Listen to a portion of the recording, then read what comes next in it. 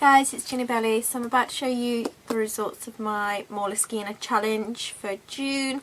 If you don't know what I'm talking about, I'll stick the link below to the video that I'm talking about where I wanted to draw every day during June. I didn't manage it straight off the bat anyway, so what I then tried to do was 30 drawings during June. And I'm quite proud of myself because half of these in here are actually paintings, not just drawings. Because I wanted to do them to show you guys the different media in this Moleskine and give you guys a bit of a verdict on the Moleskine.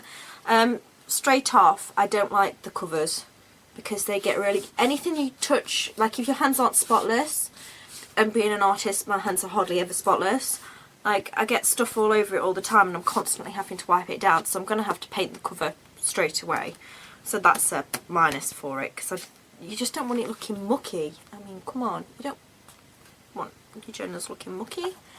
You're not looking arty, but not mucky. So first, in that last video I showed you this page, draw my acrylic painting of the Queen, so you can see acrylic takes quite well, and you can see in that video that it worked quite well. It doesn't buckle or anything. This is just pencil and then just some crayon just in the background for no particular reason other than I wanted to do it.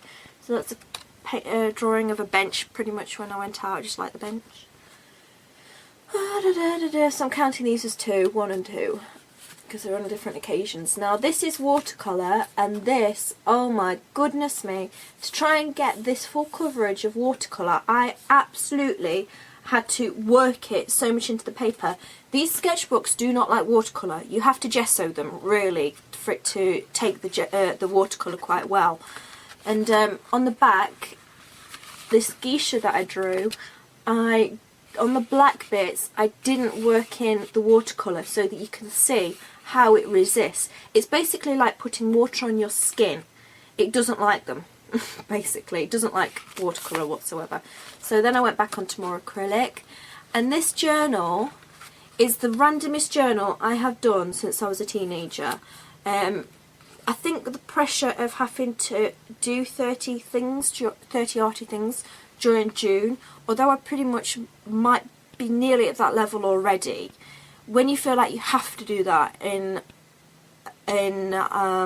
addition to your regular creative life, it brings out some really strange things. So you'll see things like this, and because this is a flat book, you know, if you see my other journal flips, you know I like using dimension in my journals, and I can't do that with this one because as soon as you do that, and it's a bit, you can see it having like a bit of an issue on the spine, so you can't add too much bulk in here. So what I did to introduce other elements is this is homemade washi tape, like the tutorial that I showed you on how to make your own washi tapes. What I did was I stuck 5 pieces down, I drew a face, I lifted them up and then I rearranged it. So that, as you can see, is the front bit. That's the eye that should be over this side, and that's the eye that should be over that side, etc. This is just a quick watercolour. I did it on gesso to show you the difference between that and the ones previously. And this is the pretty much similar to the loosening up tutorial that I did recently. How to loosen up with very quick strokes. Oh, I'm not sure if you can even see these drawings from now on. Just some random ephemera. And this is why I said it is the most randomest journal. It's because not only am I adding things in that I wouldn't usually do, but all this is pencil and then 2 lots of acrylic with a flat brush, a 1/2 inch flat brush, just slapped on. White acrylic, blue acrylic. That's not exactly what I would call a background, but for some reason I really like it. So it's kind of back to simplicity in a way. I just really like really quick sketches, really quick backgrounds, just trying to get out 30 things, just produce, make your brain just go, come on, come on, come on, do it, whatever comes into your head. See, like this is something I would have done as a teenager. I like my nails that when I painted them. You'll see them in a couple of previous videos where I painted them a different colour and then did the tips. That's the kind of thing I haven't done since I was a teenager. So I liked it, so I stuck it in with a bit of multicoloured washi tape, and then I took the actual nail varnishes and I painted the nail varnishes into the journal. as like a memento. That is odd, but it's definitely the kind of thing I would have done in my journals as a teenager. This one is art bars. This around him here is Inktense pencil, and I had to stick that. This image here was originally on this side, and I had to move over because the Inktense bleeds through. I don't know if you can see a little bit of it down here, but it bleeds through. So another X against the Moleskine, unfortunately. This page I love. In the last video for the Moleskine, I showed you the Arum lily outside. I now have 4 regular water lilies as well coming open. So it's a beautiful outside in the pond now. But this is one of the Arum lilies. And what I did on the background, this is with pencil and white pastel pencil, because white pencil on the Moleskine Manila colour, this colour here, doesn't take very well. So I had to put a little bit of white pastel pencil. And then the background was, I originally did black pencil, didn't like it, so I collaged over it with pieces of cut up stamps, vintage stamps that I had, and then did a very light cover of gesso. And it does take the collage fairly well. That's a quick sketch.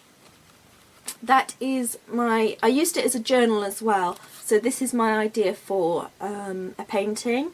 I just did a rough sketch of what I wanted and then described the rest of it in writing, the rest of the painting. These I drew in a hospital waiting room. This is my haters piece, as you may remember. Some more acrylic, some scraps.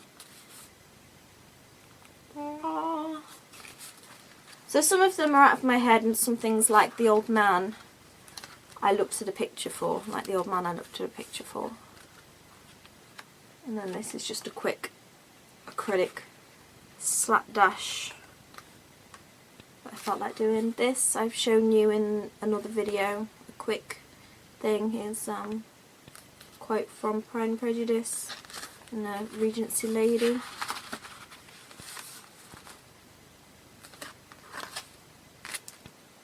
This is from the Gesso Scratch tutorial. Well, it's not from the Gesso Scratch tutorial, but this is basically the same thing. On this page here, on this side of her face, I did pencil because I knew I didn't want it to bleed through onto Lizzie over here. So I did pencil, coloured pencil this side, and then this side I did pro markers, and the pro markers bled through heavily. Really heavily. So I gessoed this side, and then I decided I wanted to draw in the gesso, so I just sketched out this face, and then over the top I used pastel pencils, so it's a bit messy, a bit chalky, a bit funny. This is just pencil, and I don't know what I'll use for the background, but just a pencil. This is some collage from newspapers. And I drew this face here, and I painted her in acrylic, and I didn't like her, so I went over with my stencil and some acrylic. And it's about experience, because I don't need to I felt like I was drifting, which is this bit here. It's a bit difficult to explain, but in the mood that I was in, I was like, this isn't right for me, and what I feel like I should be experience-wise, this isn't right. So I don't want to gesso over her, because I want her to be a reminder, but I want to walk the walk, not talk the talk. And actually, rather than just being absent-minded in the pages, as I was feeling like I was at that moment, because I was doing so many at the time, so many, you know, every day I had to do something as well as my regular creativity.